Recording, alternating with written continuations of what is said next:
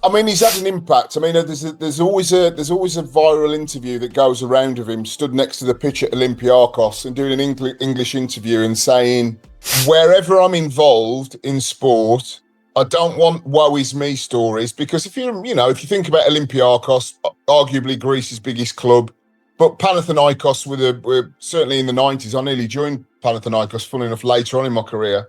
And he wanted to cement Olympiakos as Greece's great club, no question at all. And he has done.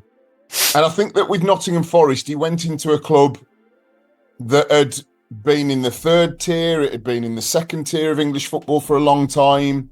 People kept on talking about the teams that not just won the European Cups, but the team that finished third that I played in, Stuart Pearce, Lars Bohinen, etc., etc.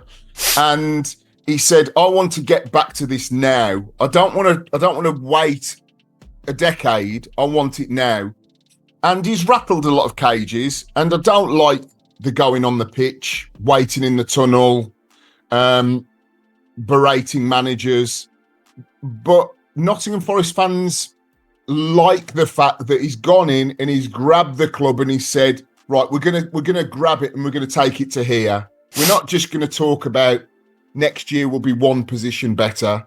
And of course, they've doubled their points in a season, which is remarkable.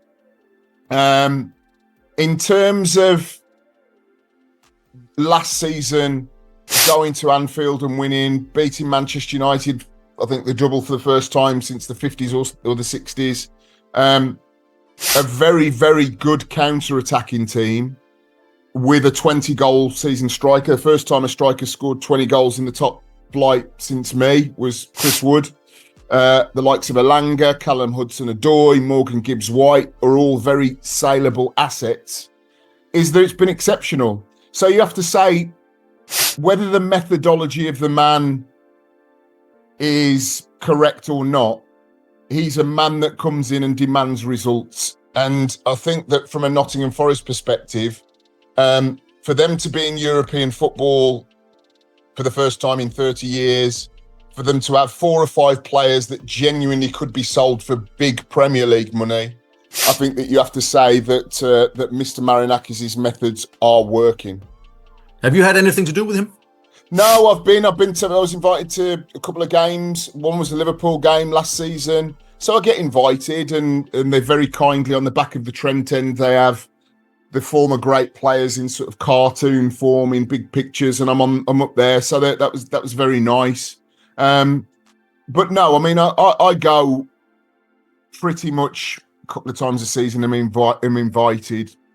He goes off in his very specially made President's Lounge now, and I don't think he accepts any visitors. So I go and see my old manager Frank Clark and some of the old players and stuff. But in terms of the modern Nottingham Forest, you know, they want to develop the stadium. They might even push to go to a new ground. And if they keep on having seasons like they are doing, then they'll get there.